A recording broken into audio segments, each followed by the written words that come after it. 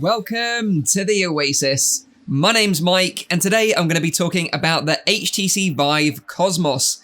Now, it's been a long time since the initial reveal of this device back at CES in January this year, and a lot has changed since then. So in this video, I'll be covering all the details and the specs of this headset so you can make an informed decision if this is the right VR headset for you. Now, I've pre-ordered one myself, so if you want to wait for my hands-on review, it should arrive around the 3rd of October.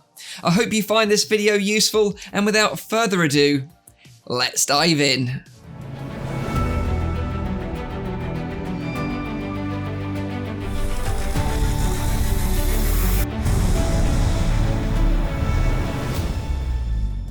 So before we get into the specs, let's go back to when the Cosmos was first unveiled at CES in January this year. Back then, the headset only featured 2 inside-out tracking cameras on the front, and it was teased the headset would be capable of being tethered to a mobile device. After CES, we heard very little from HTC other than a strange live stream of the headset spinning around, and that was about it. HTC could have done a much better job building the hype for this headset and informing customers exactly what this headset is all about, but that's another matter. Fast forward 9 months after CES and we're ready for launch. The headset now has 6 tracking cameras for inside-out tracking, but sadly there wasn't even a whisper of mobile tethering support on the spec sheet, but more on that later. So what is the Cosmos? Well, it's not a Quest competitor in that it's not a standalone headset. This is a PC-powered headset aimed at gamers, and you'll need a fairly powerful PC to power it, with recommended specs of a Windows 10 machine running an i5 4590 or AMD FX 8350, paired with 8GB of RAM and a GTX 1060 or AMD Radeon 480.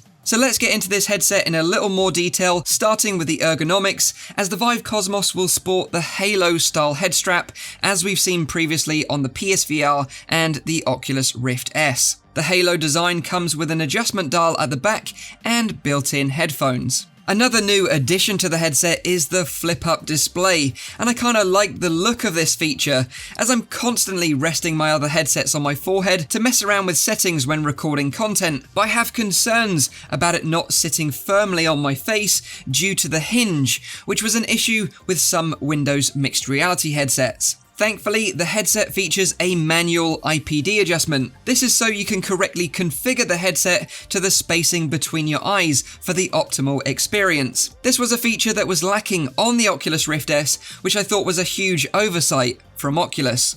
Now let's get into the audio. Like I mentioned earlier, built into the Cosmos headstrap are a pair of headphones, which look identical to those found on the original Vive Deluxe audio strap. The headphones on the Deluxe audio strap were convenient and they get the job done. However, if you want to use your own headphones, you can remove the Cosmos built-in headphones and utilize a 3.5mm headphone jack. And now this is where things get a bit more juicy when we move into the display and lenses of the headset, as the Cosmos offers 88% higher resolution over the original Vive. However, it still retains the same field of view of around 110 degrees. The Cosmos will be following the current trend in VR headsets and will be using a pair of LCD panels in the headset. LCD panels offer a more pixel-dense display with its RGB sub-pixel arrangement, meaning you get 3 sub-pixels for every pixel, which provides greater clarity and reduced screen door effect, with the trade-off that LCDs don't tend to provide as deeper blacks as an OLED panel. When we compare the specs to the current leading headsets on the market, you see that the Cosmos is offering a higher resolution than the Vive Pro and Index, so it should make your VR games and content look great. It also runs at the industry standard of 90Hz. In terms of lenses, the Cosmos will have similar Fresnel lenses to those used in the original Vive and Vive Pro, so you can expect some God rays in contrasting scenes, but once in game, this becomes less noticeable. The Cosmos will use a single DisplayPort and a single USB 3.0, but sadly, this is another headset which overlooks the single USB-C virtual link connector, which is a real shame. And now onto another big design change for the Vive Cosmos, and that's the controllers. This time round, HTC have gone with a design similar to that of the Oculus touch controllers. And I'm happy that HTC have finally ditched the Vive ones. I was never a big fan of them, apart from playing Beat Saber, where they actually were pretty good. Instead of using discrete infrared LEDs like the Oculus Touch, HTC have gone for a light tracking system with their new controllers. The headset cameras track the controllers from the light patterns on the illuminated tracking ring. Each controller will take 2 AA batteries each, which will likely make them slightly heavier than the Oculus Touch, and I've got some concerns as the Windows MR controllers also use light tracking technology and they rapidly burn through batteries, something that I'll be testing thoroughly when I get my hands on it. The new controllers also have an additional bumper button, just like the Xbox and PlayStation gamepads, so they'll feature a trigger and a bumper button on each controller. I like that we're slowly getting parity between controller designs between Oculus, HTC and Valve, who are now all adopting thumbstick inputs. Now let's move on to the other big change for this headset, and that's the move from the gold standard lighthouse tracking to inside-out tracking. Now personally, I'm a fan of inside-out tracking, so I'm glad HTC went down this route, as it makes the headset way more accessible to new consumers and takes another step out of the setup. Of course, if you want the best tracking available, or you're upgrading from an original Vive or Vive Pro, you can still utilize lighthouse tracking by buying the optional faceplate, which will support lighthouse tracking, which will be available next year. I think this is a really smart move from HTC, as Oculus fans were really disappointed with the Rift S being unable to support the sensor tracking from the original Rift. I also like the idea of this modular system, which could open up the Cosmos to further options in the future. The Cosmos will feature 6 inside-out tracking cameras, 4 on the front plate and 1 on either side of the headset. It will be interesting to see how this stacks up against the Oculus Rift S, although it will likely have the same limitations when playing in the dark or putting the controllers behind your back, or when one controller occludes the other. Utilizing the front-facing cameras, the Cosmos will have a full color pass-through mode, which can turn on automatically when you move beyond your boundary, or you can double tap the Vive button on the controllers. I also saw this clip teased from HTC showing that the Cosmos is capable of finger tracking without the need of a Leap Motion device, which is very interesting indeed.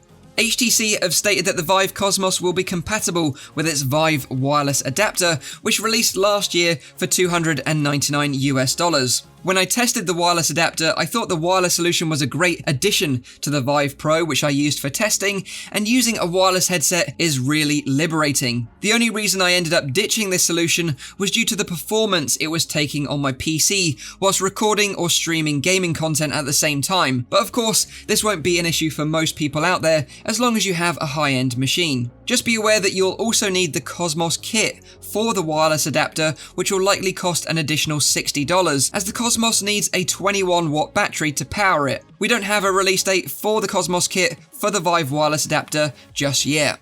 Launching alongside the Cosmos is HTC's new home environment called Vive Origin. Of course, the Cosmos will still be fully compatible with Steam VR, and it's likely to get Revive support to play Oculus titles. But with Vive Origin, the focus is on HTC's own platform called VivePort. For those that don't know, VivePort Infinity is HTC's VR game subscription service. Think of it like the Netflix of VR games. VivePort Infinity generally doesn't get the latest titles on release, but it does have some great recent games such as Windlands 2, Apex Construct, Fisherman's Tale, and Pixel Ripped, to name a few. If you pre-order a Cosmos before the 2nd of October, you'll get a free year's subscription to VivePort Infinity with the bundle. And this would normally set you back $99 US for the year or $12.99 a month. Hopefully, Vive Origin will eventually get multiplayer support in the future. It's surprising that the only VR system to do this right so far has been the Oculus Go with Oculus Rooms, where I could invite friends over to my place to chat, hang out, or play board games together. So you're probably thinking this all sounds great, but how much does it cost? Well, the Cosmos is launching on the 3rd of October for $699 US, 699 British pounds, or 799 euros. Pricing wise, the Cosmos sits right in the middle between the Rift S and the Index. However, if you already own Vive base stations, you can get an Index headset and Index controllers for $749, which makes it very close to the price of the Cosmos. So depending on your budget and what games you're planning to play, there's a few things to consider here. So here's my conclusion.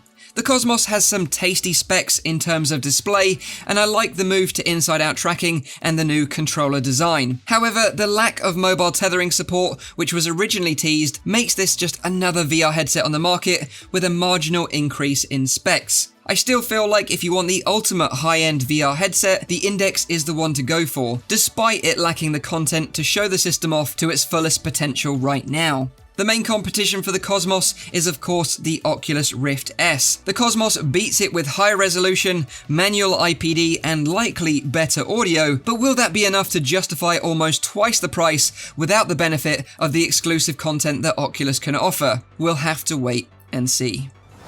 Okay, so there we have it. That is the HTC Vive Cosmos. I'm really looking forward to checking this one out myself, but I think it's a real shame nothing was mentioned about the mobile tethering solution, as I feel that that's what really made the Cosmos stand out from the crowd at its unveiling. Now that feature would have made the Cosmos the first hybrid headset that could officially do both PC VR and standalone in a single headset. Maybe this feature is still in the works and maybe it'll eventually roll out as an update. Who knows? Even if you're not interested in the Vive Cosmos, I think it's good for the VR industry as a whole because consumers now have more choice than ever before, and each headset on the market is offering its own unique pros and cons, and hopefully this video has helped you find out if this is the right VR headset for you. Like I said at the beginning, I've pre-ordered one myself, so I'll be able to give you my hands-on experience with the device as soon as it arrives here in the office. But of course, let me know what you think in the comments down below. Have you pre-ordered a Cosmos? Are you excited for this device? Or maybe have you considered another device instead? I'd love to know in the comments down below. Leave a like if you like this video and you found it useful. Make sure you're subscribed for all my future content. And as always, I'll see you on the next one.